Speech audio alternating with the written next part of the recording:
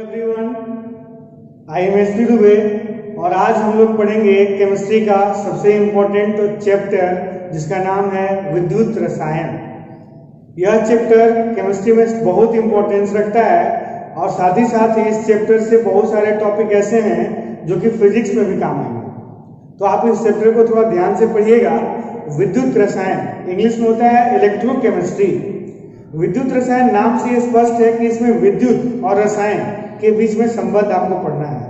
विद्युत और रसायन के बीच में संबंध क्या है? तो रासायनिक अभिक्रिया से विद्युत धारा का उत्पादन और विद्युत धारा का उपयोग कर रासायनिक अभिक्रियाओं को संपन्न कराने का जो प्रक्रम है इसी को विद्युत रसायन कहते हैं। अब विद्युत धारा का उत्पादन रासायनिक अभिक्रिया से होता है, ये सोचने में थोड़ा अजीब लगता है, लेकिन सच्चाई ये है कि जैसे बैटरी आप लोग देखे होंगे, बैटरी में केमिकल होते हैं जो आपस में अभिक्रिया करते हैं और उसी से विद्युत धारा उत्पन्न करते हैं। यानी सच्चाई यह है कि रासायनिक अभिक्रिया से विद्युत धारा का उत्पादन होता है। और कुछ अभिक्रिया ऐसे हैं जो अपने आप नहीं होते हैं, इसलिए उनमें करंट पास किया जाता है, इलेक्ट्रिक करंट यानी विद्युत धारा पास किया जाता है, उसके बाद वो अभिक्रिया होते हैं। जैसे आप लोग विद्युत अपघटन जानते होंगे। विद्युत अपघटन के लिए विद्युत अपघटन में विद्युत धारा पास करते हैं और वो अपने आयनों में टूट जाता है। तो रसायन शास्त्र का वह ब्रांच जो रासायनिक अभिक्रिया द्वारा विद्युत धारा के उत्पादन एवं विद्युत धारा का उपयोग कर रासायनिक अभिक्रियाओं के संपादन को स्पष्ट करता है, उसे विद्युत रसायन कहते हैं। इसको नोट कर लीजिए। फिर हम लोग विद्युत धारा के बारे में पढ़ेंगे, क्योंकि हम लोग को इस चैप्टर में विद्युत धारा का उत्पादन भी पढ़ना है और विद्युत धारा का उपयोग भी पढ़ना है। तो पहले विद्युत धारा पढ़ लेंगे, तब उसका उत्पादन भी करेंगे और तब उसका उपयोग भी करेंगे। चलिए देखिए इसका चैप्टर का डिफिनेशन। रसायन शास्त्र की वह शाखा जो रासायनिक अभिक्रिया द्वारा विद्युत धारा के उत्पादन एवं विद्युत धारा का उपयोग कर अस्वतः मतलब वे अभिक्रिया जो अपने आप नहीं होते हैं, अस्वतः रासायनिक अभिक्रियाओं के संपादन को स्पष्ट करता है, उसे विद्युत रसायन कहते हैं। रसायन शास्त्र की वह शाखा जो रासायनिक अभिक्रिया द्वारा विद्युत धारा के उत्पादन, अभिक्रिया से विद्युत धारा एवं विद्युत धारा का उपयोग कर रासायनिक अभिक्रिया के संपादन, विद्युत धारा से रासायनिक अभिक्रिया, इन दोनों को स्पष्ट करता है, उसे विद्युत रसायन या वैद्युत रसायन कहते हैं। अब हम लोग थोड़ा सा विद्युत धारा के बारे में पढ़ लेते हैं। इलेक्ट्रिक करंट, विद्युत धारा के बारे में आप लोग पहले भी जानते होंगे। The rate of flow of electric the rate of flow of charge is called electric current. आवेश प्रवाह के दर को विद्युत धारा कहते हैं, या आप कह सकते हैं समय के सापेक्ष आवेश के प्रवाह को विद्युत धारा कहते हैं, या आप कह सकते हैं एकांक समय में प्रवाहित आवेश को विद्युत धारा कहते हैं। इन तीनों शब्द का मीनिंग एक ही है और इसको लैंग्वेज में आप लिख सकते हैं समय के सापेक्ष, समय के सापेक्ष आवेश के प्रवाह को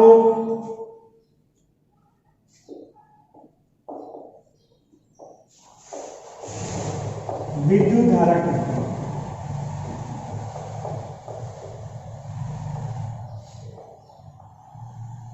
ऐसे मॉडर्न आईयूपीएसी सिस्टम में विद्युत धारा को सी से दिखाते हैं। International union of pure and applied physics के सिस्टम में विद्युत धारा को सी से दिखाते हैं, करंट सी। लेकिन केमिस्ट्री में सी से कॉन्सेंट्रेशन डिनोट किया जाता है और यहाँ पे भी सी ले लेंगे तो हम लोग को आगे न्यूमेरिकल्स बनाने में प्रॉब्लम होगा, इसलिए हम लोग यहाँ पे इलेक्ट्रिक करंट को आई से लिखेंगे।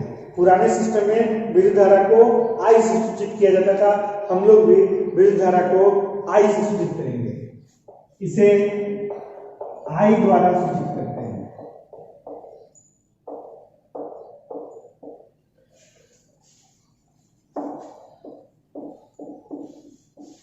अर्थात देखिएगा, विद्युत धारा हो गया आई, आवेश हो गया क्यू और समय के सापेक्ष तो समय से भाग देंगे तो आई बराबर हो गया क्यू बाई टी, जहां क्यू जो है वो है आवेश चार्ज और टी जो है यह है टाइम समय। उस समय से किसी चीज में भाग दे दें तो दर हो जाता है। तो हम लोग कह सकते हैं आवेश प्रवाह की दर को विद्युत धारा कहते हैं। और आवेश निकालना हो Q, तो Q बराबर फॉर्मूला होता है IT। अब आवेश के साथ साथ एक और चीज याद रखना है आप लोगों को, विद्युत धारा के साथ साथ एक और चीज आप लोगों को याद रखना है, प्रतिरोध, रेजिस्टेंस। रेजिस्टेंस क्या होता है? नाम से ये स्पष्ट है, प्रतिरोध, रुकावट। विद्युत धारा के प्रवाह में जो रुकावट डालता है उसको प्रतिरोध कहते हैं। अब ये रुकावट डालता कैसे है? तो ये उसका प्रकृति होता है। यह आकर्षण बल ऐसा होता है जिससे कि अगर अणु एक दूसरे से बहुत ज्यादा जुड़ जाए, आयन से एक दूसरे से बिल्कुल जुड़ जाए, वो ये करंट को फ्लो नहीं करने दे, वही हो गया प्रतिरोध। तो प्रतिरोध क्या है? तो एक प्रवृत्ति है, किसी पदार्थ का वह प्रकृति जो विद्युत धारा के प्रवाह में रुकावट डालता है। विद्युत धारा के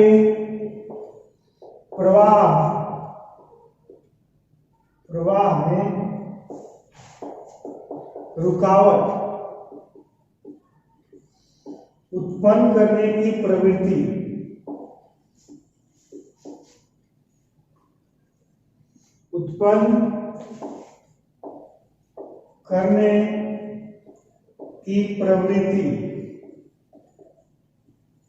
के माप को प्रतिरोध कहते हैं। प्रतिरोध कहते हैं, इसे R द्वारा सूचित करते हैं, कैपिटल R।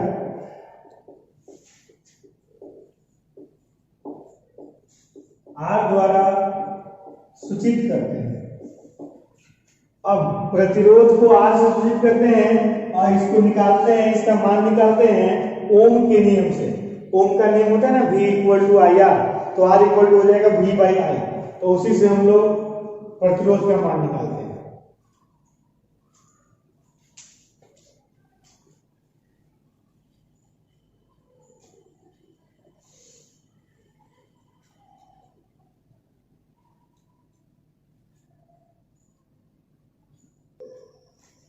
ओम के नियम से जो V equal to I R होता है, तो R इक्वल टू हो जाएगा V बटा आई। अब एक चीज और याद रखिएगा कि प्रतिरोध चालक की लंबाई के समानुपाती होता है। चालक की लंबाई के समानुपाती होता है।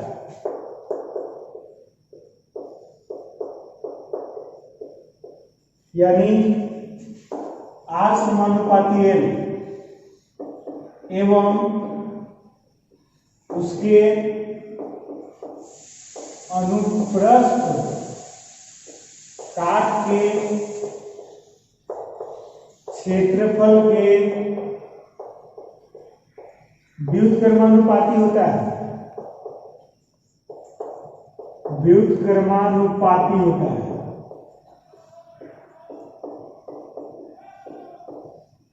यानी आप लिख सकते हैं R समानुपाती 1/a। समझिएगा इसको, लंबाई के समानुपाती होता है और क्षेत्रफल के व्युत्क्रमानुपाती होता है। व्युत्क्रमानुपाती के लिए जैसे क्षेत्रफल का व्युत्क्रमानुपाती, तो क्षेत्रफल का व्युत्क्रम ले लीजिए और उसका समानुपाती कर दीजिए, ये हो गया व्युत्क्रमानुपाती। समानुपाती का मतलब है R समानुपाती L। अब व्युत्क्रमानुपाती मैंने व्युत्क्रम तब अनुपात हो गया व्युत्क्रमानुपाती। तो आप ये चीज देखे भी होंगे कि अगर तार लंबा हो तो उसमें करंट कम पास होता है, यानी उसमें प्रतिरोध ज्यादा है। प्रतिरोध ज्यादा है तो करंट कम पास होगा, यानी कि प्रतिरोध लंबाई के समानुपाती होता है। तो आपको सलाह दिया जाता है कि अगर लंबा तार है तो मोटा तार यूज कीजिए। मोटा तार कहने का मतलब उसका क्षेत्रफल अधिक होगा। क्षेत्रफल अधिक होगा तो प्रतिरोध कम होगा। प्रतिरोध कम होगा तो उसमें विद्युत धारा अधिक प्रवाहित होगा। यानी ये चीज आप आसानी से याद रख सकते हैं कि प्रतिरोध लंबाई के समानुपाती और उसके क्षेत्रफल के व्युत्क्रमानुपाती होता है। अब दोनों मिला दीजिए, तो R समानुपाती L और R समानुपाती 1/a हो जाएगा R समानुपाती L/a और R बराबर समानुपाती को बराबर में बदलेंगे तो एक कांस्टेंट आएगा रो, तो आर बराबर हो जाएगा रो इंटू एल बटा ए, जहां रो जो है रो एक स्थिरांक है, इसे विशिष्ट प्रतिरोध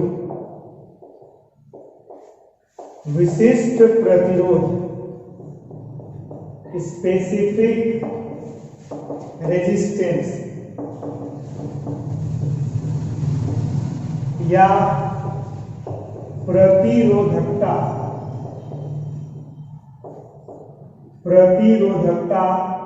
यानी रेजिस्टिविटी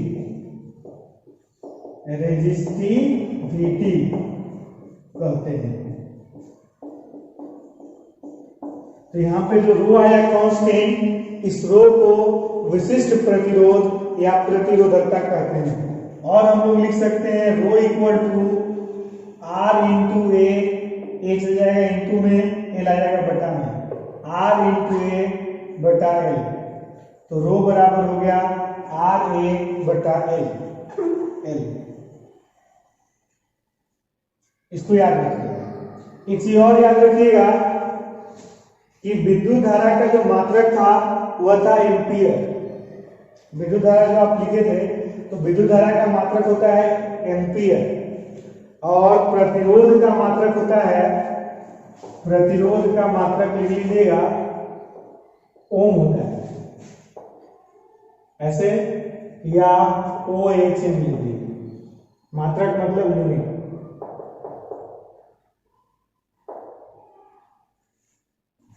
और इससे पहले जो विद्युत धारा बताए थे उसका मात्रक बताया एम्पियर। अब प्रतिरोधकता का मात्रक देखिएगा, इसका मात्रक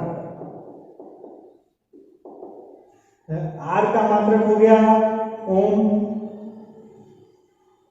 एरिया का होता है मीटर स्क्वायर, और लेंथ का होता है मीटर। मीटर से मीटर स्क्वायर कैंसिल हो जाएगा, यानी बचेगा ओम मीटर। तो प्रतिरोधकता का मात्रक होता है ओम मीटर, इसको भी याद रखिएगा।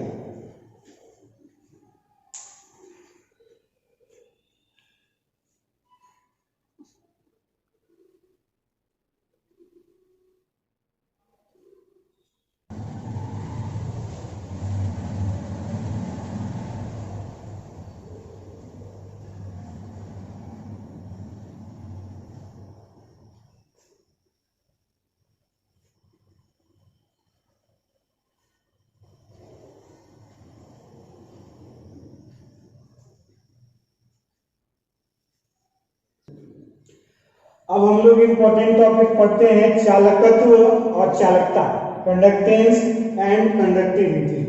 देखिए अभी हम लोग थोड़ा सा पहले पढ़े थे रेजिस्टेंस प्रतिरोध और रेजिस्टिविटी प्रतिरोधकता।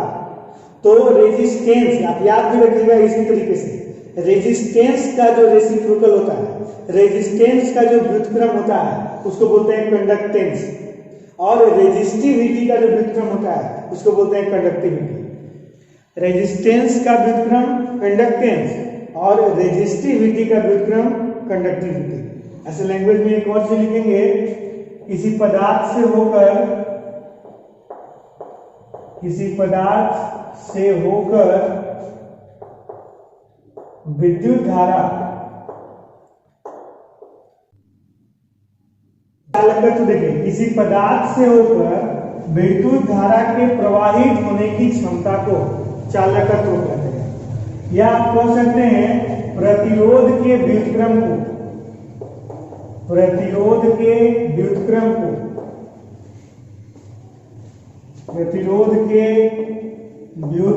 को चालकत्व कहते हैं।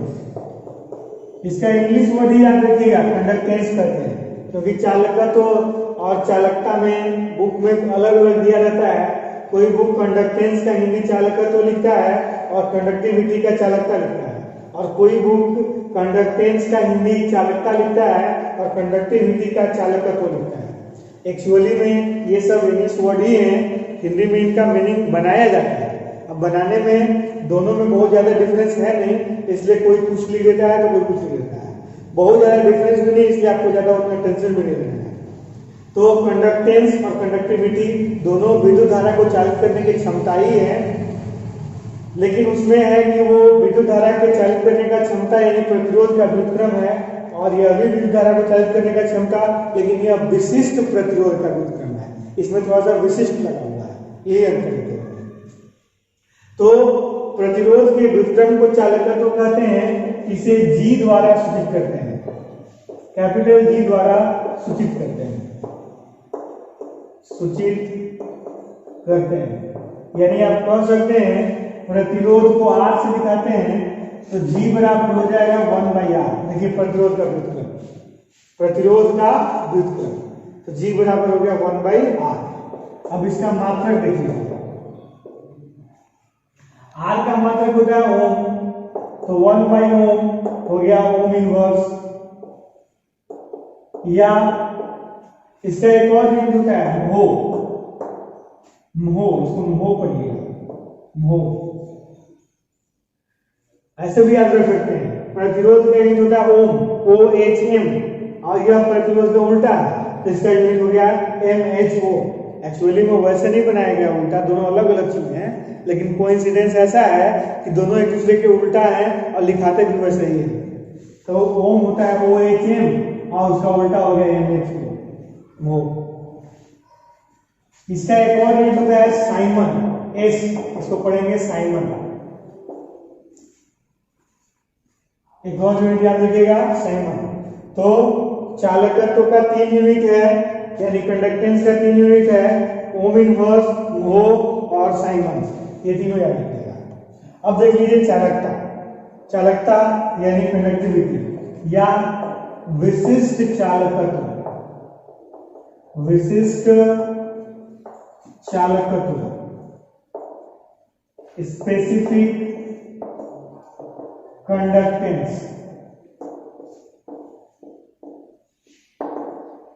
जिस तरह से प्रतिरोध के व्युत्क्रम को चालकत्व कहते हैं, उसी तरह से प्रतिरोधकता, प्रतिरोधकता के व्युत्क्रम को, प्रतिरोधकता के व्युत्क्रम को चालकता, कंडक्टिविटी कहते हैं। इसे कप्पा, ये जैसे ही लिखना है आपको, पढ़ना है कप्पा, कप्पा द्वारा सूचित करते हैं,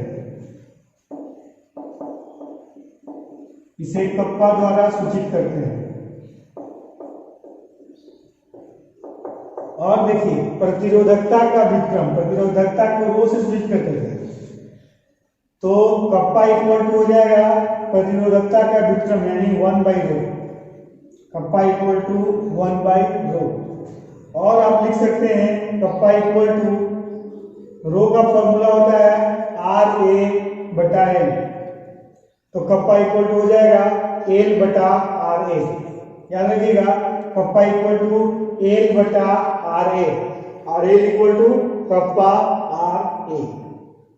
तो इसका मात्रक भी याद रखिएगा, मात्रक, चालकता का मात्रक देखिएगा, लेंथ का होता है मीटर, लेंथ का मात्रक मीटर, और ये R है प्रतिरोध, प्रतिरोध का मात्रक होता है ओम। एरिया है, एरिया का होता है मात्रक मीटर स्क्वायर, मीटर से मीटर स्क्वायर कैंसिल हो जाएगा, ओम ऊपर जाएगा तो ओम इनवर्स, मीटर ऊपर जाएगा तो मीटर इनवर्स, और ओम इनवर्स को साइमन भी कहते हैं, तो हम लोग लिख सकते हैं साइमन मीटर इनवर्स। तो चालकता का मात्रक होता है साइमन मीटर इनवर्स। आप याद कीजिए पहले भी किसी चैप्टर में चालकता आया होगा और उसका मात्रक लिखे होंगे साइमन मीटर इनवर्स, और वहां पे बोले होंगे कि जब इलेक्ट्रोकेमिस्ट्री बताएंगे उसमें आपको बताया जाएगा कि चालकता का मात्रक साइमन मीटर इनवर्स होता है। तो चालकता का मात्रक साइमन मीटर इनवर्स कैसे होता है, इसको आप यहां से समझ लीजिए। ओम इनवर्स को साइमन लिख दिए और मीटर इनवर्स हो गया। तो इस तरह से चालकता का मात्रक होता है साइमन मीटर इनवर्स।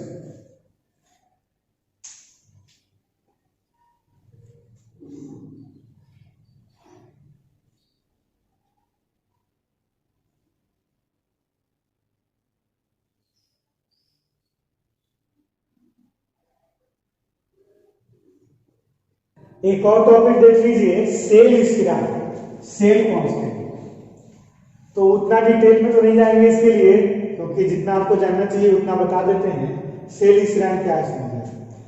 चालकता को कप्पा से दिखाते हैं और प्रतिरोध को आर से, इन दोनों को मल्टीप्लाई कर दीजिए, उसी को बोलते हैं सेल स्थिरांक।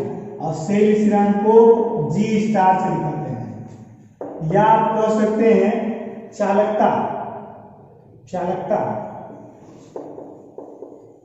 यानी कि कंडक्टिविटी, कंडक्टिविटी।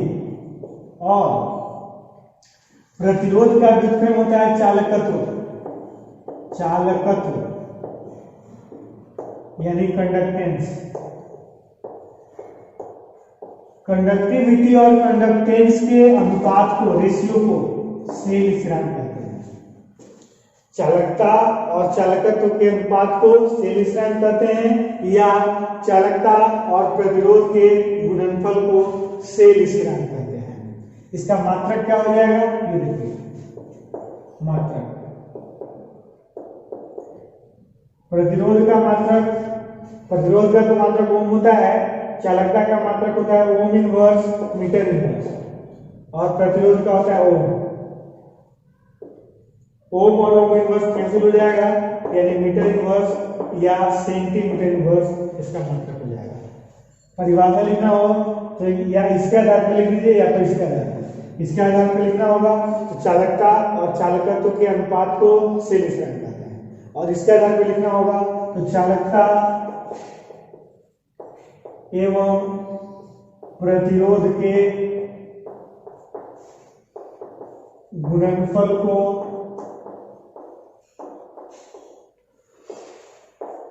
सेल स्थिरांक कहते हैं।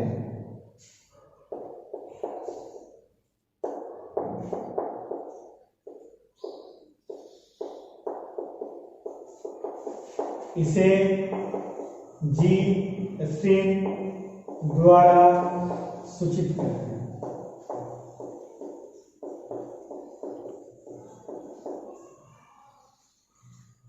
तो जी स्टार इक्वल टू चालकता बटा चालकत्व, ये आपका पॉइंट हुआ, G star equal to kappa into r, याद रखिए। एक और टॉपिक हम लोग पढ़ लेते हैं, मोलर चालकता।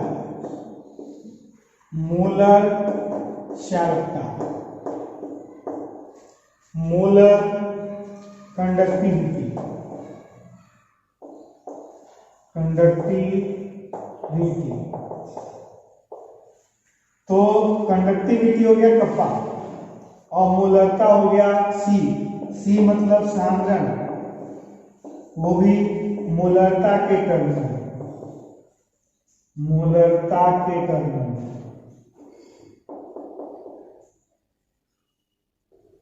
यानी C इक्वल टू विलेय के मोलों की संख्या बटा विलयन का आयतन लीटर में। तो चालकता में मोलरता से भाग दे दीजिए, उसी को बोलेंगे मोलर चालकता। इसको ग्रीक लैम्डा से सूचित करते हैं, इसको पढ़ेंगे, देखिए ग्रीक लैम्डा, इस तरह से लैम्डा होता है और इस तरह से होता है ग्रीक लैम्डा, याद रखिएगा।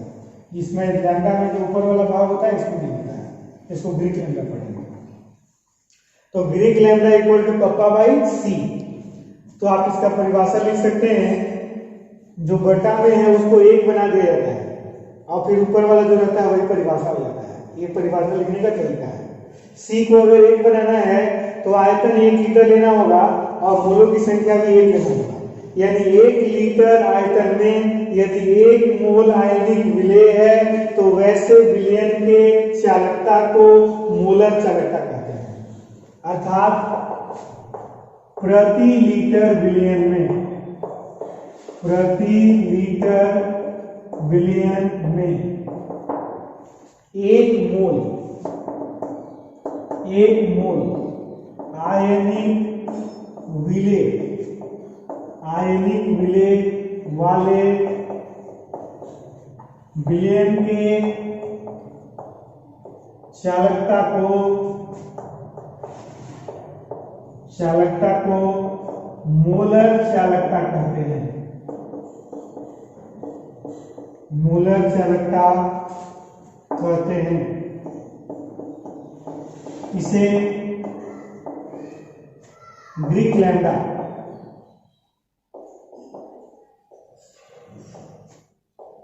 द्वारा सूचित करते हैं।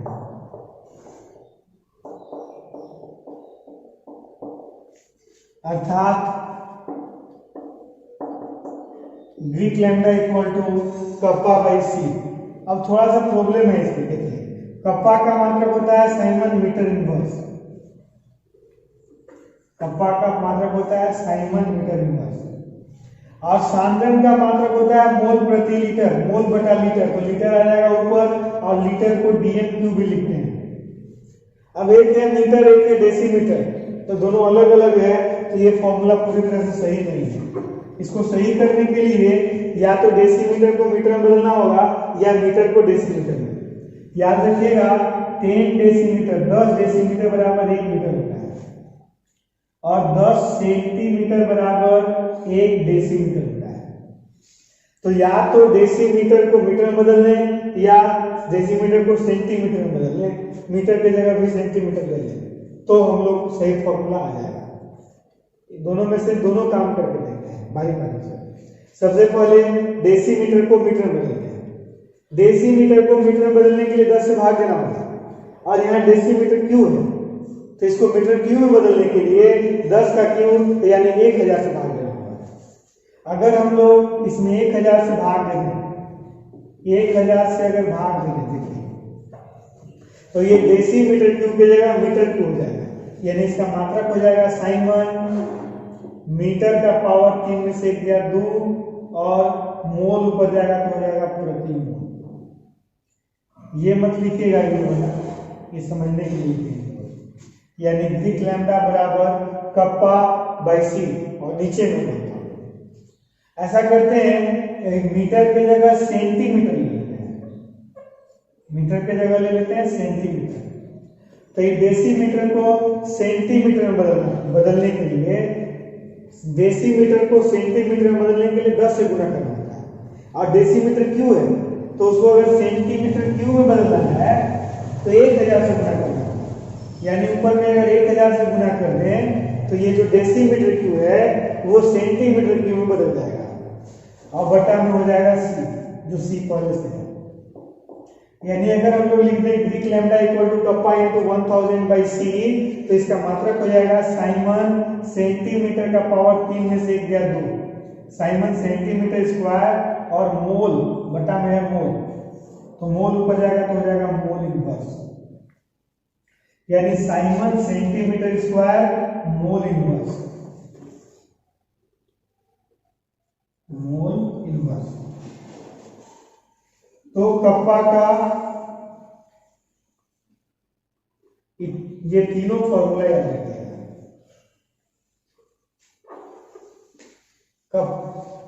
ग्रीक लैम्डा बराबर kappa by C, Greek lambda बराबर कप्पा बाई सी इंटू नीचे में 1000, तो यूनिट हो जाएगा siemens metre square mole inverse, और Greek lambda equal to kappa into 1000 by C, अगर ऊपर में 1000 रहेगा इसका मात्रक हो जाएगा siemens centimetre square mole inverse.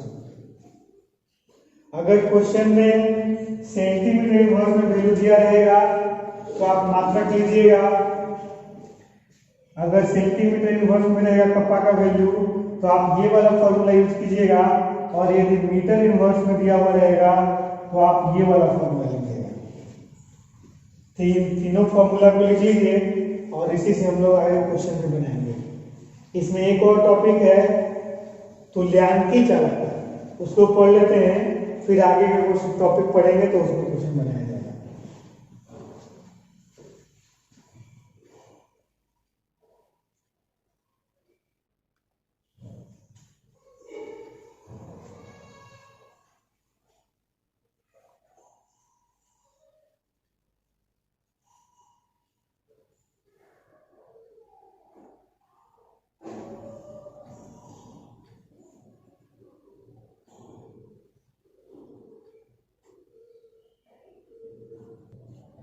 तो देखिए तुल्यांकी चालकता, इक्विवेलेंट कंडक्टिविटी, याद रखिएगा प्रति लीटर विलयन में 1 ग्राम समतुल्यांक विलेय वाले विलयन के चालकता को तुल्यांकी चालकता कहते हैं। इसे लैम्डा द्वारा सूचित करते हैं, अर्थात लैम्डा बराबर कप्पा बाई सी, जहां सी जो है सांद्रण है, लेकिन ये जो सांद्रण है यह नॉर्मलता के टर्म में है।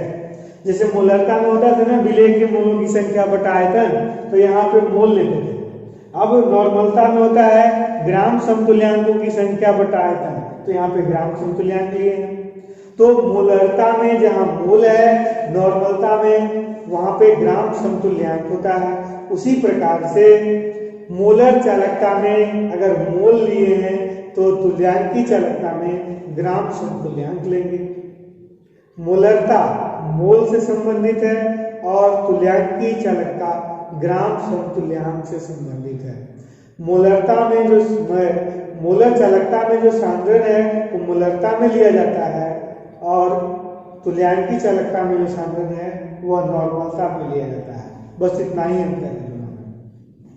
तो फिर से एक बार देख लीजिए, प्रति लीटर विलयन में 1 ग्राम समतुल्यांक विलेय वाले विलयन के चालकता को तुल्यांकी चालकता कहते हैं। इसे लैम्डा द्वारा सूचित करते हैं, अर्थात lambda equal to kappa by C, जहां सी जो है सांद्रण है, यह सांद्रण नॉर्मलता के टर्म में है। यानी नॉर्मलता बराबर होता है ग्राम समतुल्यांकों की संख्या, इक्विवेलेंट मतलब equivalent, number of gram equivalent बटा आयतन, V मतलब वॉल्यूम मतलब आयतन। तो ये हो गया तुल्यांकी चालकता।